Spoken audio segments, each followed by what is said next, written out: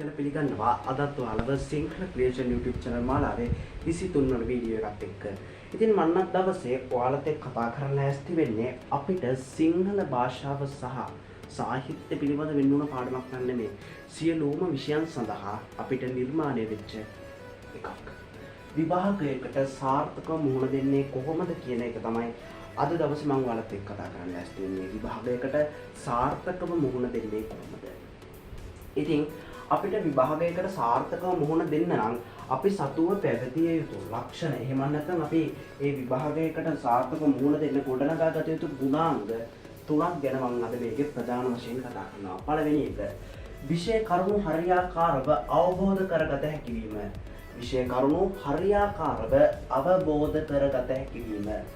විෂය කරුණු කියන්නේ අපි දැන් අපි ඉගෙන ගද්දී අපිට විෂයන් ගණනාවක් තියෙනවා 6 සිට 9 ශ්‍රේණිය දක්වා විෂයන් 13ක් තියෙනවා ඊට පස්සේ 10 11 ශ්‍රේණි වලදී විෂයන් 9ක් තියෙනවා උසස් පෙළවලදී එහෙම නැත්නම් උසස් අධ්‍යාපනයේදී අපිට විෂයන් 3ක් වශයෙන් තියෙනවා ඉතින් මේ ඉගෙන ගද්දී මේ විෂය කරුණු හරියාකාරව ඒ කියන්නේ නිවැරදිව අවබෝධ කරගෙන තියෙන්න ඕන අපි මේ පාඩම් වලින් පාඩම් වලට නිසි අවබෝධයක් ලබාගෙන තියෙන්න ඕන හරියාකාරව අවබෝධ කරගන්න ඕනේ. ඊට පස්සේ නිතිපතා පාසල් යාම හා අභ්‍යාස කටයුතු වල නිරත වීම.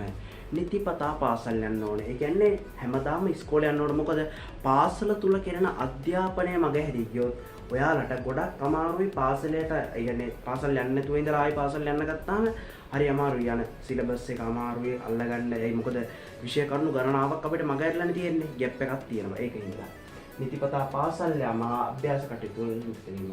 තුන්වෙනි කරුණ සියලුම විෂයන් සඳහා තමා විසින් ප්‍රායෝගික අභ්‍යාස සිදු කිරීම. සියලුම විෂයන් සඳහා තමා විසින් ප්‍රායෝගික අභ්‍යාස සිදු කිරීම. සියලුම විෂයන් සඳහා තමා විසින් ප්‍රායෝගික අභ්‍යාස සිදු කරනවා කියලා කියන්නේ තමන්ට පුළුවන් විදිහට තමන්ම සොයන්ව මේ කටයුතු වල නිරත වෙනවා. කෙටි සටහන් නිර්මාණය ප්‍රශ්නෝත්තර වැඩසටහන් පිළිතුරු පත්‍ර සාකච්ඡා මේක තමන්ට ප්‍රායෝගිකව සිදු කරන අභ්‍යාස තුනක් විදිහට මේ කෙටි සටහන් කියන එක කරද්දී මම නම් ඔයාලට රෙකමන්ඩ් කරන්නේ මම නැත්තම් මම ඔයාලට කියන්නේ මේ කෙටි සටහන් නිර්මාණය කරනවට වඩා ඔයා පාඩමෙන් පාඩමට යද්දී පාඩමක් කියවලා ඉවර වෙද්දී ඒ පාඩමෙන් තමන්ට හදන්න පුළුවන් ප්‍රශ්න ටික හදන්න.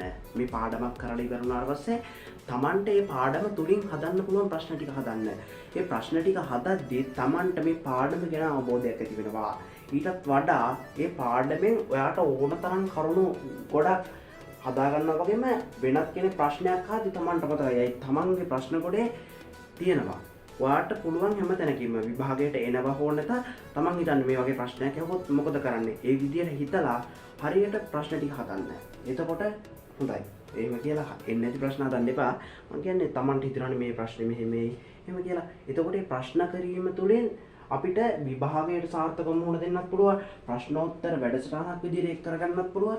ඒ දෙකටම ප්‍රයෝගී වෙනවා. ඒ වගේම තවත් කෙනෙක්ට ඔයා ගන්න දැනුම් කරුණු කියලා දෙන්නත් පුළුවන්. මේ ප්‍රශ්න කිරීම තුළින් ඔයා ගන්න දැනුම වෙන කෙනෙක්ට කියන්නත් පුළුවන්. ඊට අමතරව ඔයාලට විවිධ ප්‍රශ්න පත්‍ර තියෙනවා. මේකදී ගන්න අකුර මාස්ටර් ගයිඩ් ඔය වගේ තියෙනවනේ. ඒව අරගෙන තමන්ට තියෙන පාඩමට ඔයා හදන ප්‍රශ්න වලට අමතරව ඒවත් කරන්න. එතකොට තමන් ලබන අත්දැකීම් වැඩි වුණාම විභාගයට මුහුණ දීමේ හැකියාව වැඩි. උපකාරක පන්තිත් යන්න. උපකාරක පන්ති වලට අමතරව මම මේ කියන්නේ තමන්ට තනියම කරගන්න පුළුවන්. ඉතින් මේ විදිහට තමන්ම සොයන්ව ගොඩ නැගුණහොත් තමන්ට නිසි ගමනක් යන්න පුළුවන්. එහෙනම් විභාගයට සාර්ථක මුහුණ දෙන විදිය ගැන මම අද දවසේ ඔයාලත් එක්ක කතා කරා. මේ වීඩියෝ එකෙන් ඔයාලා යම්කිසි දෙයක් ගත්තා නම් මේක ඔයාගේ යාළුවන්ටත් බලන්න ෂෙයා කරන්න කියලා ඉල්ලන බලාපොරොත්තු වෙන. අදට මම ඔබ දිවසින් සමු අරගෙන යනවා. මෙතෙක් ඔබට